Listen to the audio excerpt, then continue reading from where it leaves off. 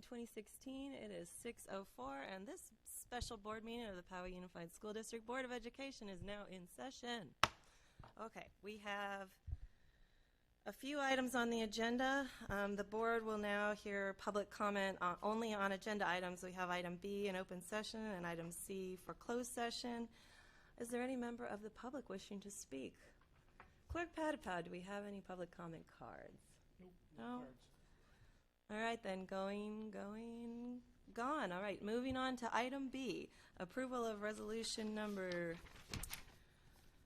07-2017, entitled Authorization to Increase the District's Revolving Cash Fund.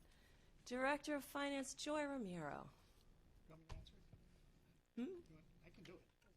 Oh, she was prepared. I was Okay, go ahead, told. Joy. This is on. Good evening. I want to request the board for approval of authorizing an increase in the district's revolving cash fund to $300,000. Currently, our district policy is allowing us to have $150,000 in revolving cash fund. Out of this, we're using $107,500. $62,800 is being distributed to school sites to be used for emergency, and $44,000 is in finance department to use for emergency purposes. Thank you very much. At this point, I'd like to see if the board has any questions for Ms. Ramiro. Mr. Sellers. Hello, Joy. Hello, Mr. Sellers. Thank you for staying. No problem. I have a couple of questions. We're trying to increase it to $300,000. The first question I have is that our board policy only permits it to be increased to $150,000. So does the board have to take some step to waive its own policy in order to allow that to happen? Because I didn't see any exigent circumstances language in the board policy. And the second is, I understand we're doing this because of the PeopleSoft issue so that we can basically fix the paychecks locally rather than having to run it through the county system, which takes longer. Yes. There's this revolving cash fund has $150. Oh, it has a $150 limit unless waived by you, correct? So that we get around the $150 by having you waive it. So it's really only the $300 that I have a concern about. Would you like me to answer it? Please. Mr. Sellers, this is a one-time event. This is due to the PeopleSoft software implementation from the county. The previous month, we had some issues with the system not working properly. As a result, some of the employees were in jeopardy of not getting a check on the first of the month. So this will alleviate that issue. And what will happen after the year, the fiscal year, the money will revert back, and we will be reimbursed through the county coffers. It's only for this year only. But as we set the limit at $300,000, at some point it'll come back down to $150,000, correct? Yes, yes. Will that require action by this board, or are we going to set the time frame in which that happens now? It's only for this. It doesn't require anything else. This is only an exception to this year only. Okay. Can I just follow up on that? So when you say this year only, it will go to, this will be good for until June 30, 2017? That's correct. Yes, that's correct. And then, so do we need to change board policy? Because technically we're in violation of board policy by doing this. You're authorizing it for this year only. So the policy is not changing. It's just an exception to the rule at this point. Okay. Mr. Zane. If that is the case, then perhaps it'd be best to amend the resolution. This is therefore be it resolved that the governing board hereby authorizes the revolving cash fund to be increased to $300,000 for the 2016-2017 fiscal year only. Okay. Okay, we'll do that. Yeah, I like that idea. Thanks for proposing that.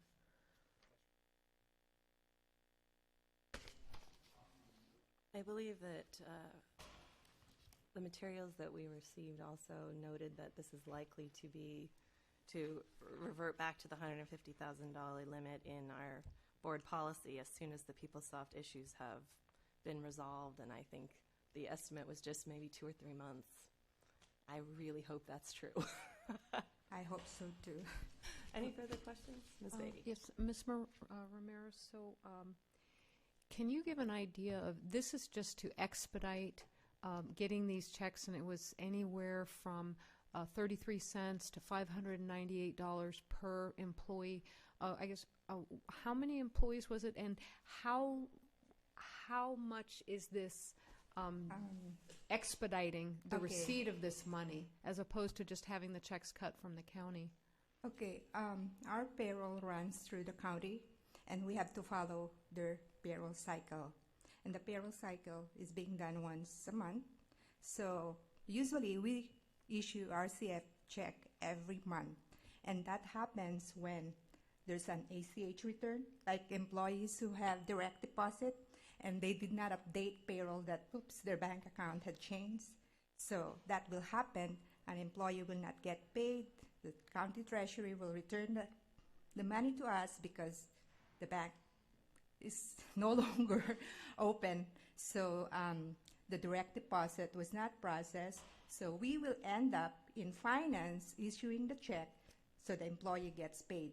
And that is every month, at least maybe 5 or 10 employees, or could be more, we will do RCF check. And this last July payroll run, because PeoplesSoft is new, we have like 358 employees. Their Social Security Medicare was configured incorrectly, so it looks like to me the way it was set up, they were charged both employee-employer contribution, so they were deducted twice.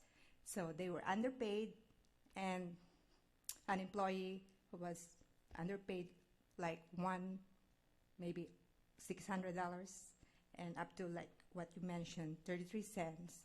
So payroll have to request to the county to do what they call off cycle.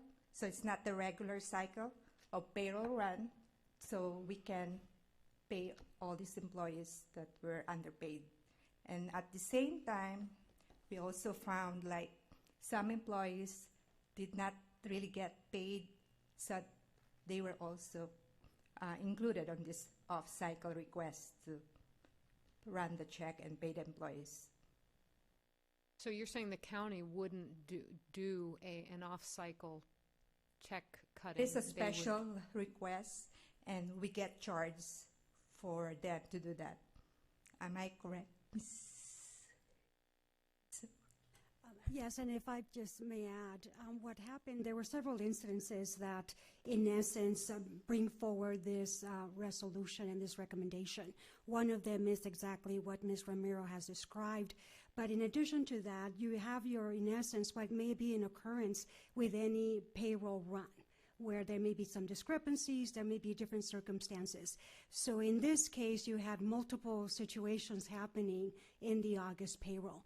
And the caution here is that in August, it's going to be probably our first full payroll where all employees that would be on duty that would be issued a check. And therefore, that's why you see the requests for being increasing it almost to the double. And of course, we are working very closely with the county to make sure that if there's anything that we can anticipate to prevent from happening so that we have accurate pay checks, we certainly want to do that.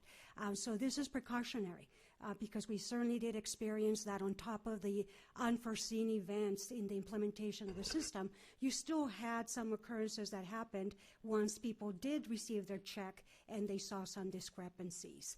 So what Ms. Ramiro is describing is the largest number that occurred, those 350 employees that unfortunately did not receive accurate checks, and then you saw a couple of others, different groupings for different reasons.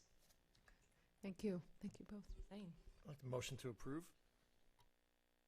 would you like to note with your amendment?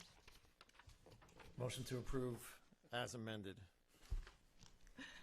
On a motion by Mr. Zane, is there a second? Seconded by Mr. Patapow. Any discussion? I would just like to say, I heard from several employees, and by the time the big payrolls in August and September get here, I really hope we're ready to use what we've learned from this relatively small one in July to detect the errors faster, to correct them faster, so that we have some just less distress for our employees, because it sounds like this affected a lot of our employees who make significantly less money, where each dollar really makes a difference to their household income. So I'd like to hope we've learned a lot, and we can get this done faster now that we know the money is going to be there in our emergency account. So that's the purpose of having the RCF available. Fantastic. With that, any further discussion? All right, all in favor?